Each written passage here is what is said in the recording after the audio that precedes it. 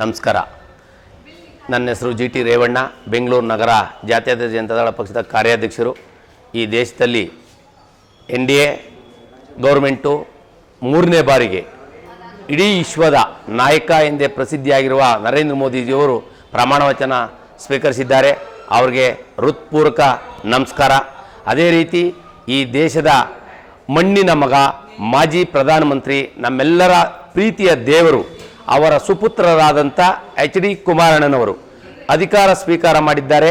ಅವರು ನಿಜಕ್ಕೂ ನಮಗೆ ಆನಂದ ಭಸ್ಮ ಅಂತ ಹೇಳಬೇಕಾಗುತ್ತೆ. ನಮ್ಗೆ ಅಷ್ಟು ಖುಷಿಯಾಗಿದೆ. ಯಾಕೆಂದರೆ ಈ ದೇಶದಲ್ಲಿ, ರಾಜ್ಯದಲ್ಲಿ ನಾವು ಕೆಲವರು ನೋಡ್ತೀವಿ, ಕೃಷಿ ಖಾತೆ ಬೇಡ ಅನ್ನೋರೇ ಜಾಸ್ತಿ. ನಮಗೆ ಕೃಷಿ ಖಾತೆ ಕೊಟ್ಟವ್ರೆ ಅಂತೇಳಿ ಒಂಥರ ರೈತರು ಅಂದರೆ ಅಸಹ್ಯ ಪಟ್ಕೊಂಡು ಅಧಿಕಾರ ಸ್ವೀಕಾರ ಮಾಡೋರು ಕೆಲವರು ಇದ್ದಾರೆ ಇತ್ತೀಚಿನ ದಿನಗಳಲ್ಲಿ. ಆದರೆ ಆ ರೈತರ ಖಾತೆ, ನನ್ನ ಕೃಷಿ ಖಾತೆನೇ ಬೇಕು ಅಂತೇಳಿ ಕುಮಾರಣ್ಣ ಕೇಳ್ತಾ ಇರೋದು ನಿಜಕ್ಕೂ ಇಡೀ ದೇಶದ ರೈತರ ಸೇವೆ ಮಾಡೋಕ್ಕೊಂದು ಮನೋಭಾವನೆಯನ್ನು ರೂಢಿಸ್ಕೊಂಡಿರೋದು ನಮ್ಮೆಲ್ರಿಗೂ ಹೆಮ್ಮೆಯ ವಿಷಯ. ಅದರಿಂದ ಕುಮಾರಣ್ಣನವರಿಗೆ ಈ ದೇಶದ 150 ಕೋಟಿ ಭಾರತೀಯರ ಪರವಾಗಿ ಅವರಿಗೆ ಅಭಿನಂದನೆಗಳನ್ನ ಈ ಸಂದರ್ಭದಲ್ಲಿ ಸಲ್ಲಿಸ್ತೀನಿ.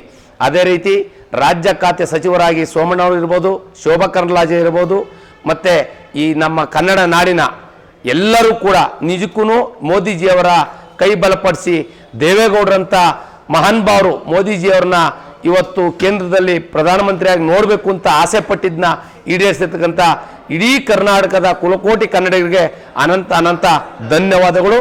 ನಮಸ್ಕಾರ.